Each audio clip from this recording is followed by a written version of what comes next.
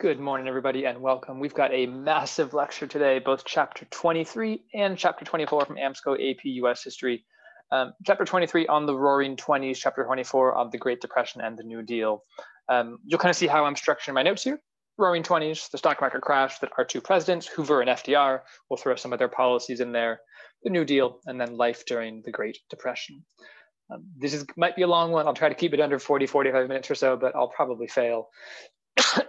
So, starting off with Chapter 23, the Roaring Twenties. Now, think about our context here. The US just fought in World War I. Now, they only fought for about a year, but they fought in World War I. They won, and they're able to go back home and kind of continue their more isolated ways. This is kind of the culmination of 30, 40 years of the Gilded Age. And so the 1920s is an era of economic prosperity. The economy is booming, hence the nickname the Roaring Twenties. There's a 64% increase in manufacturing. Some of that was stimulated by World War I, but much of it was just decades of economic growth. But despite that economic growth, 40% of Americans still lived in poverty. Not only that, for the first time in the 1920s, a majority of people lived in urban areas, lived in cities for the first time. Much of that driven by the popularity and relatively affordable automobile or car, Henry Ford's Model T, for example. And there was actually one car per family in the US by the 1920s. So the 1920s, oftentimes called the Roaring Twenties, because the economy was doing so well as a country as a whole, although again, nearly half of Americans living in poverty. It was also a cultural renaissance, a cultural boom, and much of that was rooted in African-American art and African-American culture. Jazz was seen as kind of the symbol of the new modern culture of cities, and that was spread by movies, the radio, stenograph, basically records, and then the Harlem Renaissance. Harlem is in New York City. After the Great Migration, where hundreds of thousands of Southern Blacks migrated to the North, that completely begins to reshape Northern and Black culture. And so 20% of Blacks in the US, they live in the North, migrated from the South to the North, and they see some improved standard of living in the North, access to jobs. And we have all of these famous poets like Langston Hughes and musicians like Duke Ellington and Louis Armstrong. So as we're getting started here, we'll say 1920s was an era of economic and cultural prosperity to capture both of those things. You got a 64% increase in manufacturing. There's a cultural boom with the Jazz Age and the Harlem Renaissance. The 1920s was also an era of pretty drastic social changes. Now, after women served in World War I working in factories, they were very quickly given the vote, with the 19th Amendment in 1920 given the woman the vote. Despite the fact that women got the vote in 1920, gender roles kind of persisted. The role of women didn't change all that much. Women oftentimes voted alongside their father or husband, and many women who worked in factories during the war, they went back home, kind of domestic work after the war. It says the number of women working in the workforce pre-war and post-war was almost the exact same. There's a temporary increase during the war, but many of those women went back to traditional kind of domestic tasks. Despite those kind of continued gender roles and continued gender norms, there does begin to be kind of an early sexual revolution. The real sexual revolution is going to be in the 1960s, 1970s. But there begin to be some changing morals. Premarital sex for women is not necessarily seen as a horrible sin anymore. Birth control becomes a little bit more common. Not the pill yet, but Margaret Sanger creating Planned Parenthood. And so women have access to more opportunities for birth control. Divorce laws give women more rights. And then there's this era of flappers, of women who would wear dresses like these that would, my goodness, expose their knees. It was considered so scandalous back then. But this new style of women's fashion kind of represents the liberation of women and a changing of cultural mores and cultural values. A very different social change was prohibition, the 18th Amendment, which banned alcohol in 1919. And much of that was because, well, a lot of farmers were abusing alcohol and were becoming alcoholics. And during the Progressive Era, as women especially were gaining more of a voice in social reform, they called for prohibition. Prohibition didn't work. I mean, think about the drugs that we've banned in the US. It doesn't get rid of them. It just pushes everything underground. So there was a widespread black market of people selling alcohol. There were speakeasies where you'd have to have a secret password to get into a secret bar. There were bootleggers that would make their own alcohol, something that's called moonshine. Gangs like Al Capone in Chicago gained control because they controlled the alcohol market. And so prohibition was a temporary, what is that, a 14-year experiment that failed, partially because alcohol was easily available. It also led to increased crime, especially organized crime. It was just very unpopular by the people. So we'll say social changes here. Women gained the vote in 1920, but gender roles persist. And then I will add that there are some cultural, or some changing morals. There's kind of an increased acceptance of premarital sex, flappers, etc. And then prohibition bans alcohol for about 15 years. But again, I'll add that it is, oh my goodness, it's unpopular, ineffective, and leads to increased crime. Not quite what they had in mind. The last thing that we see in terms of the roaring 1920s is also an increase in nativism. Now, we've talked about nativism before. Nativism is basically Native Americans, now not Native Americans, but white Americans who were born in the US and assimilated and adopted American cultures, speak English, Protestant. Nativism is when you look down upon foreigners from other places and you want to keep America the way it is. So between 1919 and 1921, just those couple of years after World War I, 1 million immigrants, quote unquote, new immigrants arrived. And these new immigrants were oftentimes from, sorry, this is a later map, my bad, oftentimes from Southern and Eastern Europe. That led a lot of older immigrants, British and German, Americans especially, to discriminate against these new immigrants, afraid of losing their jobs and opportunities. One thing that illustrates this was the Sacco and Vanzetti trial, 2 Italian-American immigrants who were put on trial for murder and wrongly found guilty. They were actually innocent. That exposed a lot of the prejudices in the culture. And then the KKK continues to rise, especially in the South, but the KKK had chapters everywhere, including in the North and including in the West. There's a film called Birth of a Nation, one of the first super popular silent films. And Birth of a Nation glorified the KKK. It literally told the story of the rise of the KKK. And so we see increased nativism, increased prejudices against immigrants during the Roaring '20s.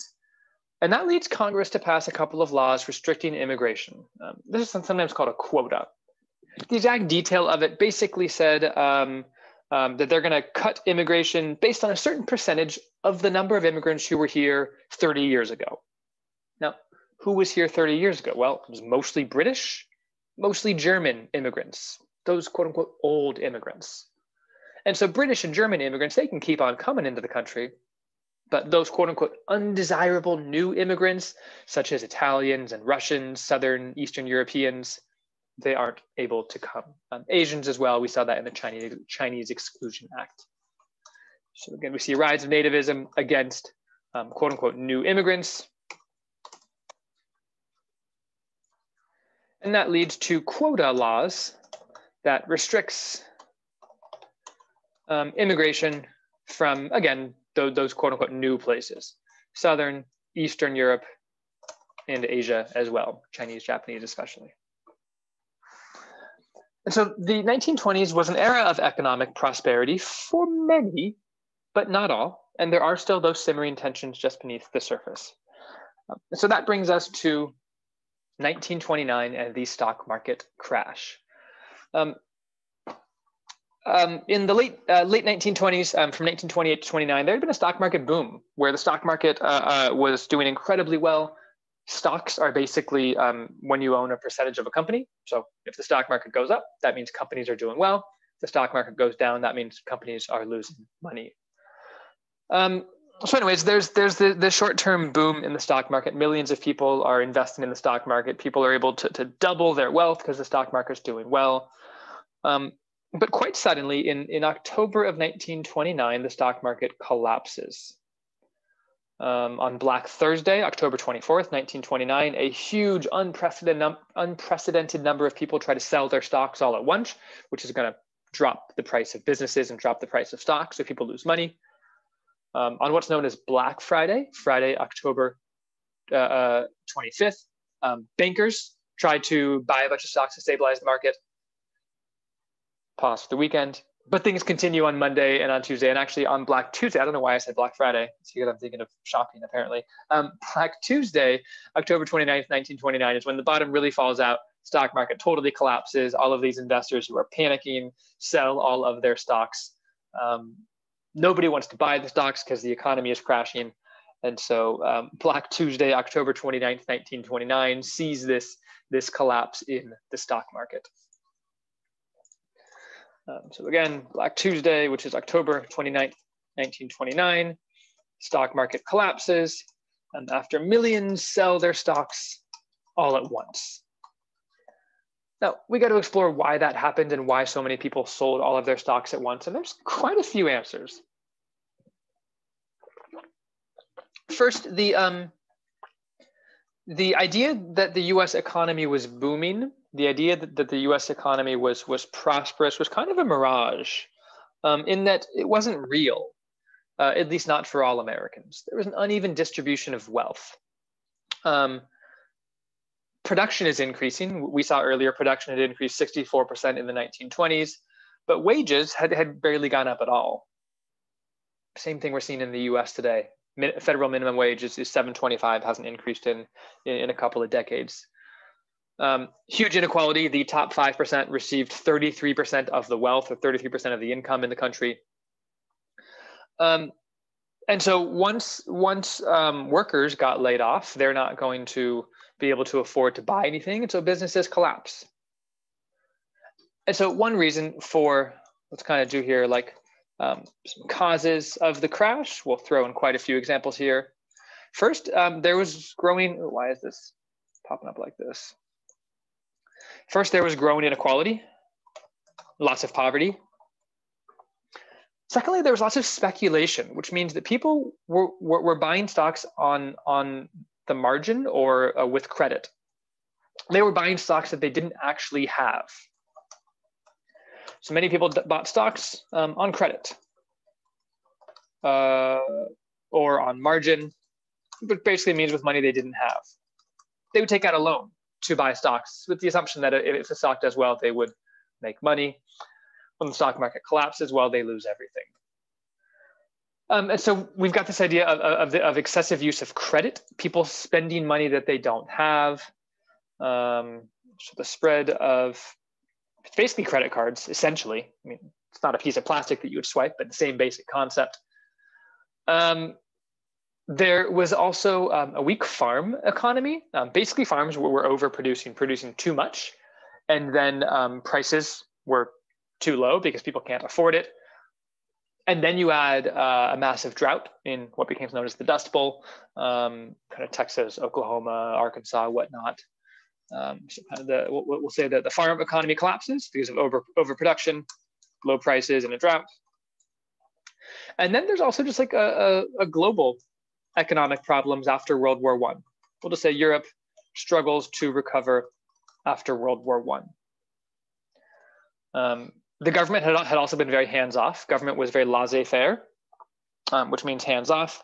But also the government had a lot of high tariffs, which is taxes on imports, taxes on foreign goods, which we'll see in a moment is going to lead to a kind of a trade war.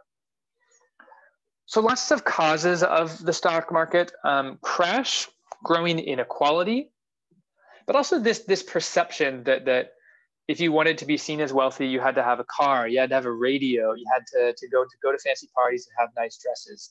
And so people buying things on credit with money they don't have.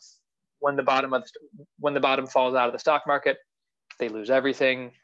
Those bills they have to pay, they can't pay, so people lose everything. And so what do we see with the stock market? Let's get this a little bit bigger here. 1929 to 1932 was the worst. You can see the worst of the stock market is 1932 to 33.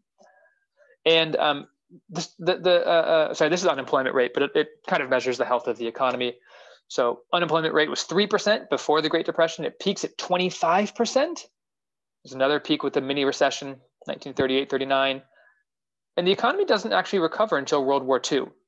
We joined in 41 to 43, or 41 to 45. So we see massive unemployment, 25% unemployment, it looks like. The gross national product, the amount of goods the US is producing, drops in half. So the US is producing 50% less goods. Income decreases by 50%.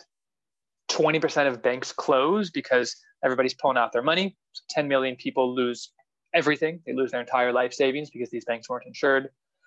There's 30% less money circulating. And this affects every single social group. Now, certainly the working class, the poor are affected the most, but businesses have no one to sell to. So the business people struggle as well. So when we have the effects of the crash, so we have unemployment, peaks at 25%. Let's say production, income, and money supply all drop.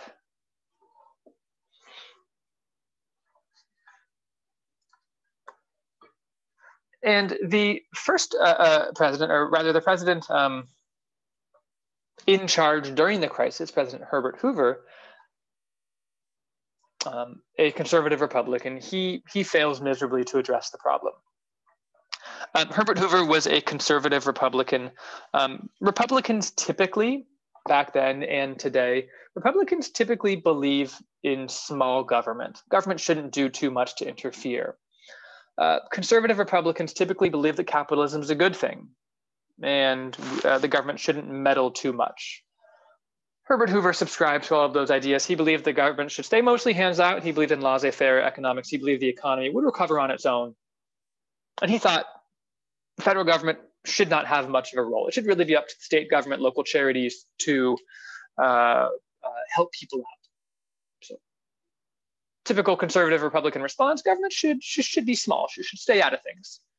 It certainly has its place, but with a crisis such as the Great Depression, that approach didn't work. He did have one attempt to fix the economic crisis by issuing government loans to banks and railroads and businesses to keep them afloat. But he was incredibly unpopular, served only one term, and this photograph probably best captures his impact. What were called Hoovervilles, basically widespread homeless encampments. See, this is right outside of a major city, but so many people lost their homes and lost their life savings that they were forced to create temporary housing out of cardboard or wood or corrugated metal or whatever they had. They would call shoes, Hoover shoes. Well, if you were walking barefoot, they would call them Hoover shoes because people wouldn't be able to afford a shoes. They would call Hoover money your back pocket. If you pull your back pocket out, that was Hoover money. Basically, people were broke. They had no money.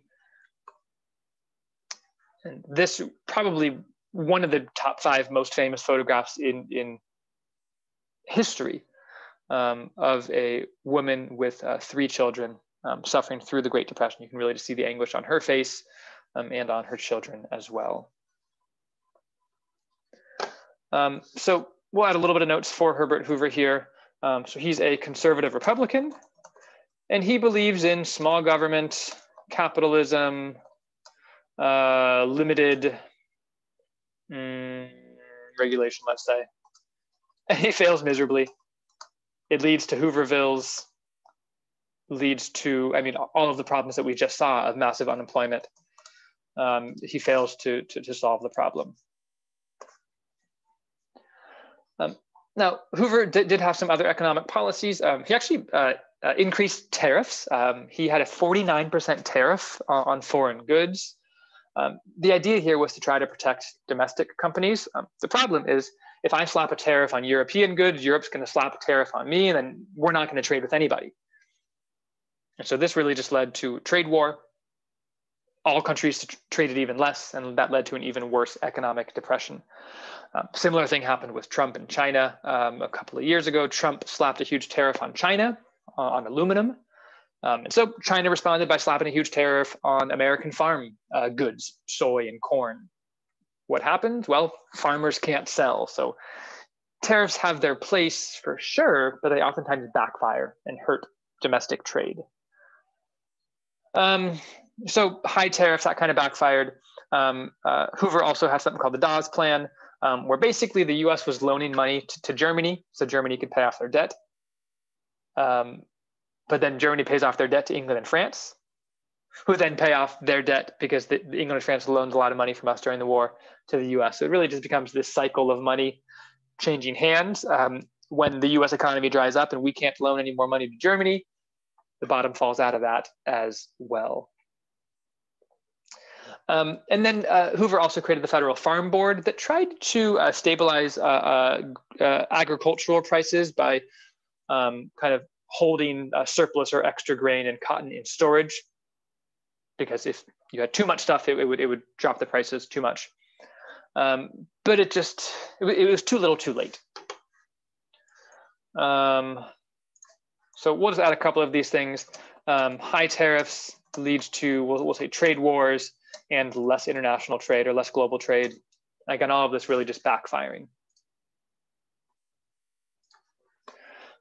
Not surprisingly, Hoover was incredibly unpopular. I mean, the worst of the Great Depression, 1932-33, is his last year in office. And farmers suffered the most. Farmers suffered the most from the early years of the Great Depression, partially because prices dropped so much on food that they couldn't sell anything. And then they couldn't get their money out of banks, and so they couldn't pay their mortgage, and then banks would basically claim their land and they would lose their farms. So farmers were incredibly unhappy. And then World War I veterans were also incredibly unhappy. World War I veterans were promised basically a bonus, a check to be paid to them. And they were told that they'd be paid in 1945, quite a bit later. But these veterans are suffering just as every other American is. And so they marched to Washington, D.C. in 1932, called the Bonus March, demanding immediate payment. Led to a conflict, led to President Hoover using the army against his own soldiers to break up this protest. So we'll say that Hoover was incredibly unpopular. Farmers, and then also World War I veterans with the Bonus March. And Hoover's, I should actually add, farmers lost their farms, all of their crops as well. So again, Hoover incredibly unpopular because he's not really doing much to solve the economic crisis. And then his response, especially to those veterans, really shows him to be quite heartless, I think. And so not surprisingly, when Hoover's first term is up and he runs for re-election in 1932, he is crushed in a landslide. And Republican rule, Republicans had been in charge for the last 20 or so years, is over, at least for the next 20 or so years. And the Democrats, President Franklin Delano Roosevelt, or FDR, wins overwhelmingly. Popular vote 57-40, but he wins the electoral vote with 89% of the electoral vote. And this is really going to be the birth of the modern Democratic Party. The modern Democratic Party is all about big government. The government should take care of the people. The government should spend money and create programs to help people. We see that today. I mean, I'm recording this in February of 2021. President Joe Biden, who's a Democrat, is trying to pass a $1.9 trillion economic relief package that would put people to work, that would offer checks to people, that would offer increased unemployment insurance, that would offer money to schools. That's modern liberal democratic policy. Big government's job is to spend money to take care of the people. Anyways, FDR won on a promise of a new deal for the American people. That new deal will become his signature policy. He also promised to repeal prohibition, which he did, and to aid unemployment, which he did all of those. So there's going to be a lot here just to show you how much is in these next couple of slides. Don't feel like you need to write everything down. We're going to do some New Deal speed dating in class where everyone will become an expert on one of these policies, and you'll learn about a few of them. But FDR served from 1933 to 45, the only American president to serve more than 2 terms. In fact, he was elected to 4 terms, but died shortly into the start of his 4th term during the end of World War II. And he was president for the majority of the Great Depression and for the majority of World War II. When we talk about the greatest American presidents, I mean, George Washington, Abraham Lincoln, FDR. I think those are absolutely hands down the top 3. George Washington, creating the precedent for America. Abraham Lincoln, winning the Civil War, freeing the slaves. And then FDR, saving the country from the Great Depression, and then eventually defeating the Nazis. Pretty good track record for those 3 presidents. And again, he was a liberal Democrat. He believed the government should do whatever it needed to do to help the economy. And he believed in a new deal for the American people. So let's add some kind of big goals here. So he served 4 terms, and 3.1 terms because he died shortly into the 4th term. And he was a liberal Democrat. He believed in kind of government spending to help the people. And he called this the New Deal. And he had really 3 goals. He had relief, recovery, and reform. Relief to the unemployed, recovery kind of for businesses and the economy, and then reform to prevent another economic crisis. Now, FDR was a Democratic president. The Senate and House were all controlled by Democrats. And so he was able to get done all of that in 100 days. Typically, a president's first 100 days is kind of the most important part of their presidency because they're waving some positive momentum and they can get quite a bit done. Congress passed every single law or every single bill that FDR proposed. In their first 100 days, they enacted more legislation than any single Congress in history.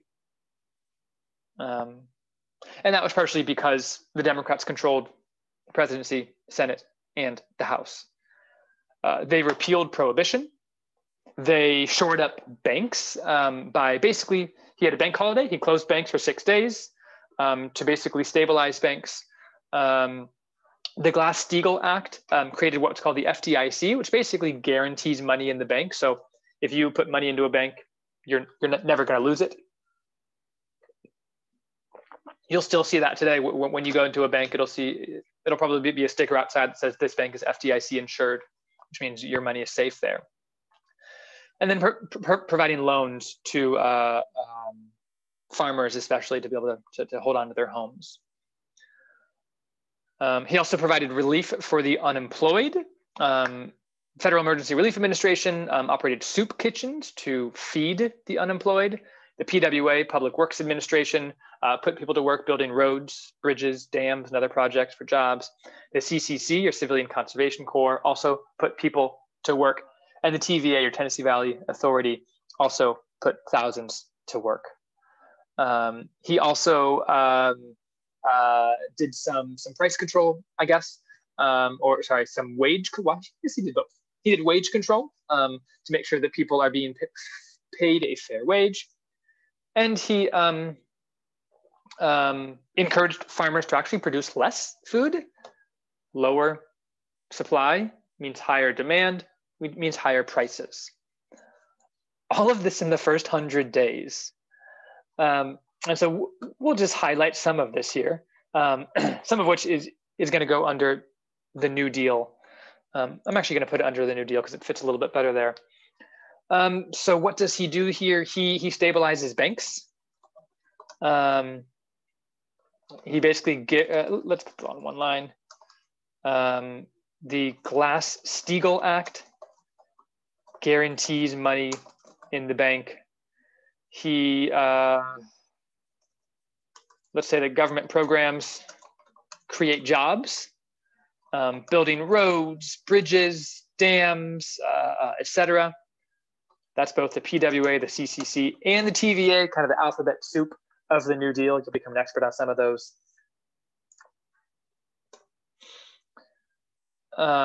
Some other policies, again, I'm not going to throw all of these out, but the Civil Works Administration, again, another thing that creates jobs. So this is President FDR basically saying, okay, we've got all this work to do in this country. We've got to build roads. We've got to build dams. Why not put people to work doing it? And if you look around, I mean, I live in Pasadena, and there's a dam called Devil's Gate Dam that's a couple miles away from me, kind of nestled in the foothills between like the Rose Bowl and JPL. And Devil's Gate Dam was built by the New Deal, and it's still there. And so a lot of what we have around us in the US was built because of the New Deal, because FDR did these things that put people to work. He also kind of, with some economic reforms, the SEC, Securities and Exchange Commission, was created. Their job is basically to regulate the stock market, to make sure nobody's doing anything corrupt or fishy on the stock market. That was a way to keep an eye on corrupt business practices. And the FHA, Federal Housing Administration, offered loans to people in order to afford their houses or buy new houses. So I'm going to add one more thing, the CWA here. The SEC is created, and this is basically to monitor, or let's say to regulate, the stock market and businesses. So we've got relief for the unemployed, creating jobs. We've got reform with like the SEC to regulate the stock market, make sure there's not another crisis. And we've got recovery for businesses, perhaps stabilizing banks and also providing loans to businesses and homeowners so that businesses can recover. This is what was called, again, the New Deal. FDR promised a New Deal for the American people. So creating national parks, encouraging jobs for women, encouraging jobs for men. The NRA, this is not the National Rifle Association, this is the National Relief Administration, I think is what it was stood for. All of this, again, promising jobs. Putting the 25% unemployed, which is insane. Normal, healthy unemployment is 5 or 6%. 25% unemployment, putting them to work.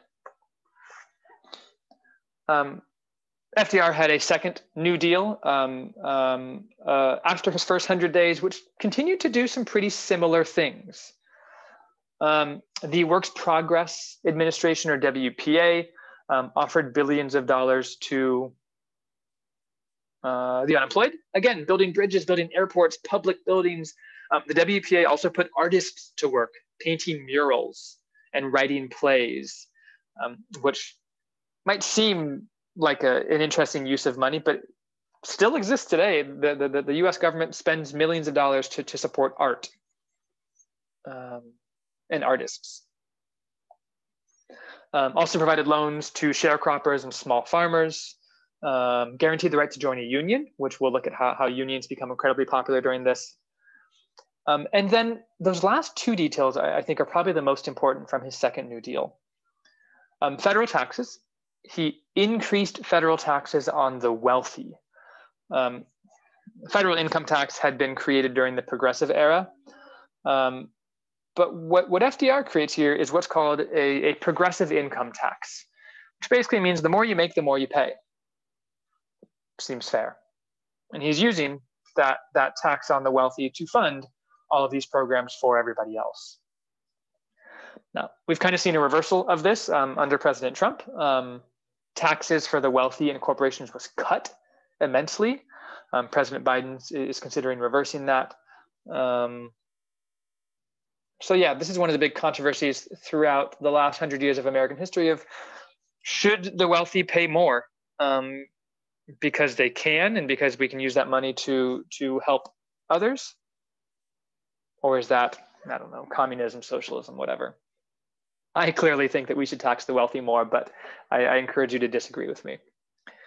So progressive income tax, and then the Social Security Act, which automatically deducted a little bit out of every single paycheck, put it into a safety net, just in case.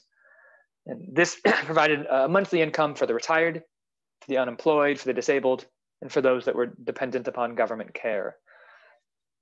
Social Security is super, super important because Social Security basically says, hey, the government basically says, I'm going to help you save in case of a crisis. I'll put a little money away in case you get fired, in case you get hurt and can't work anymore, or once you retire at 65 or 70, I'll put some money away for you to make sure that you can be comfortable. Now, there is a debate on whether Social Security should be run by the government or run by private businesses. Democrats generally say Social Security should be run by the government. Republicans generally say it should be privatized. I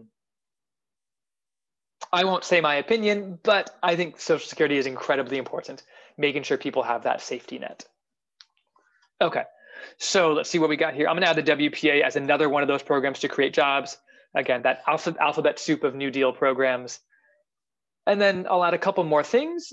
He creates a progressive income tax, or let's say creates a progressive federal tax, which means that he taxes the wealthy more. And he creates Social Security, which is a safety net for the unemployed, retired, etc. And so much of this still exists today. The Glass-Steagall Act still exists. FDIC, the SEC, Social Security, all of these things still exist. And they were created by FDR in a couple of years, which is really quite marvelous, quite impressive. Not surprisingly, when FDR went up for re-election in 1936, he won with a landslide.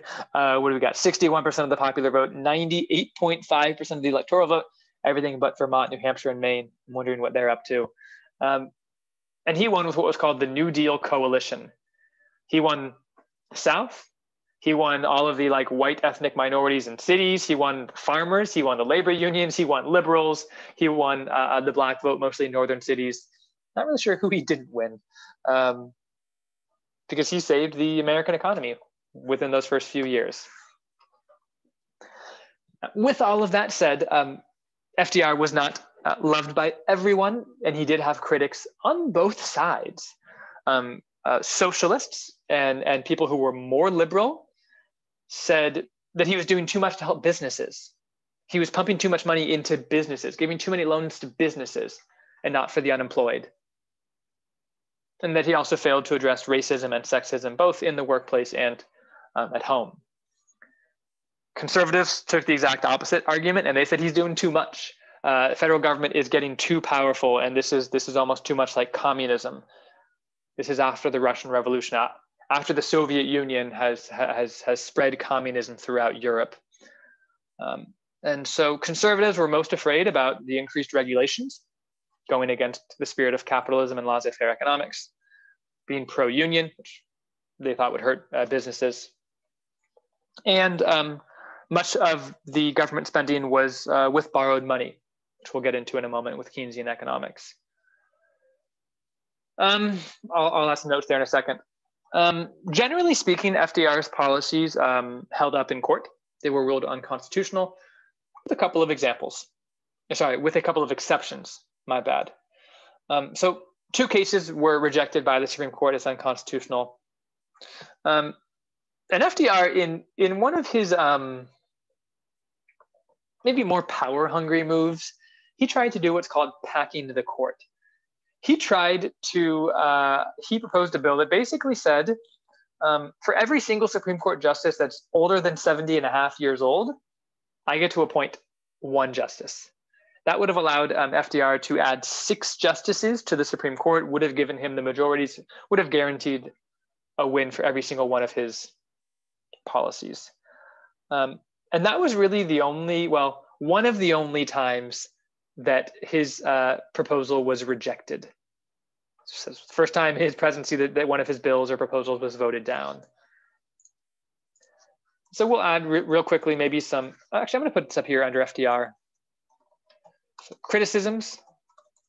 So we'll say liberals thought he helped businesses too much. Actually, I'm gonna say socialists, because that implies that these are more liberal than the average Democrat. Conservatives were angry at too much government regulation. And then his proposal to add 6 Supreme Court justices, called packing the court, was rejected. Okay. Home stretch. Now, towards the end of the New Deal, really right before World War II starts in 39 and we join in 41, the economy had been improving, but it did hit a temporary recession, a temporary downturn in 1937 and 38. Basically, the reason why is that all of those Social Security taxes were implemented right as Roosevelt was starting to take his foot off the gas a little bit and had been cutting government spending.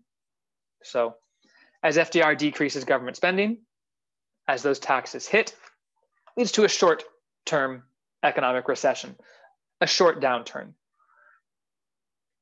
And it's at this point when FDR really fully leans in to what's called Keynesian economics or deficit spending.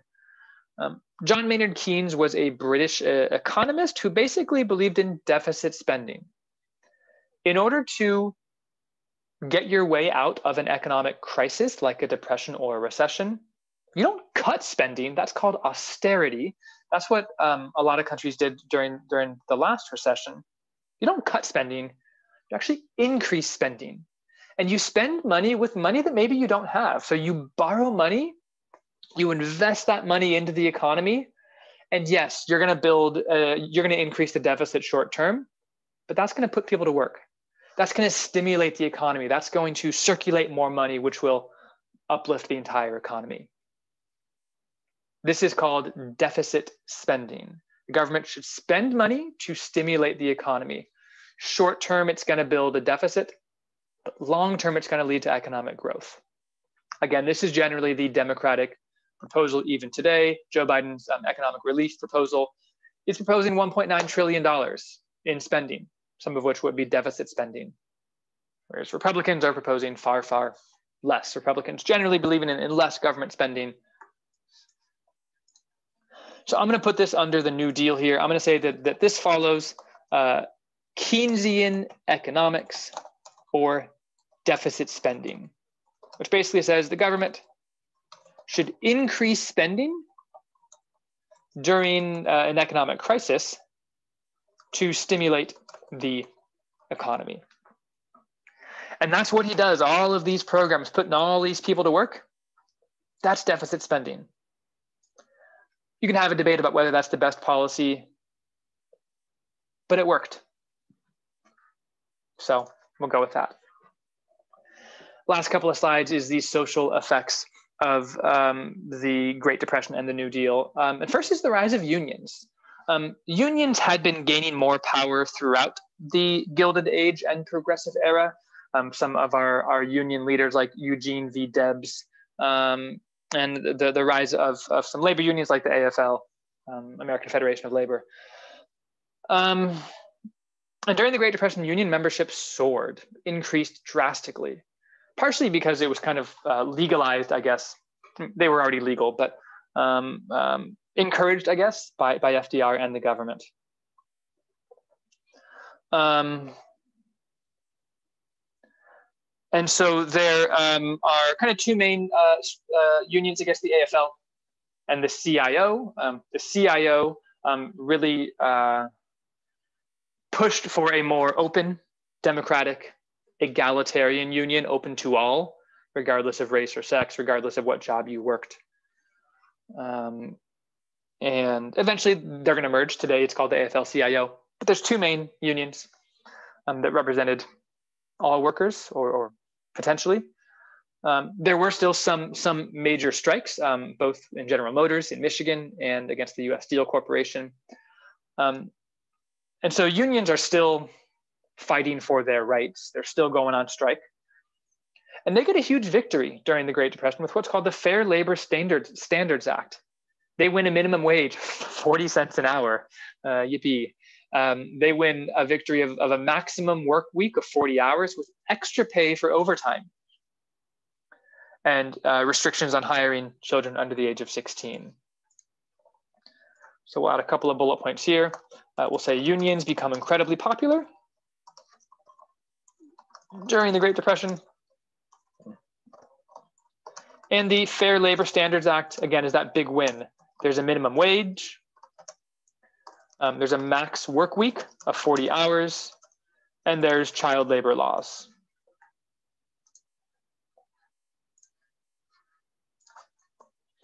Our last slide to wrap us up, briefly looking at some of the different groups of Americans and how they were affected.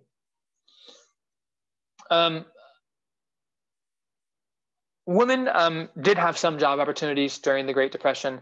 That was especially championed by Eleanor Roosevelt, the First Lady, the wife of FDR. She was really a champion of women's rights, and Eleanor Roosevelt, really the first First Lady to really take an active role in doing things in policy. That's a legacy that'll continue to today. Michelle Obama championed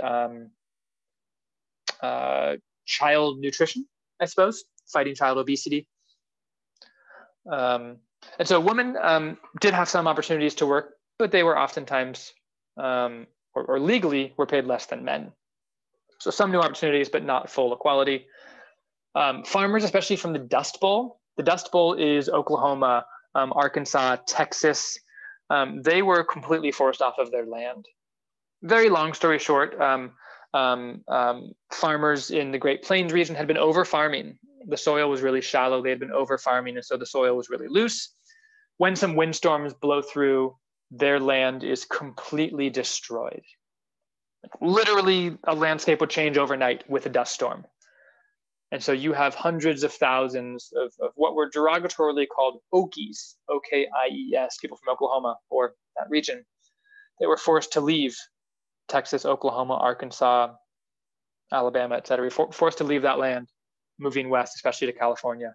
And they would oftentimes face pretty intense discrimination when they made it to California. African Americans also continued to struggle. I mean, all of the racism that existed still exists. And Blacks were oftentimes the scapegoat. They were the last hired and the first fired. Black sharecroppers were oftentimes the first ones off of their land. The lynchings continued in the South. Remember, the KKK rose in popularity right before the Great Depression.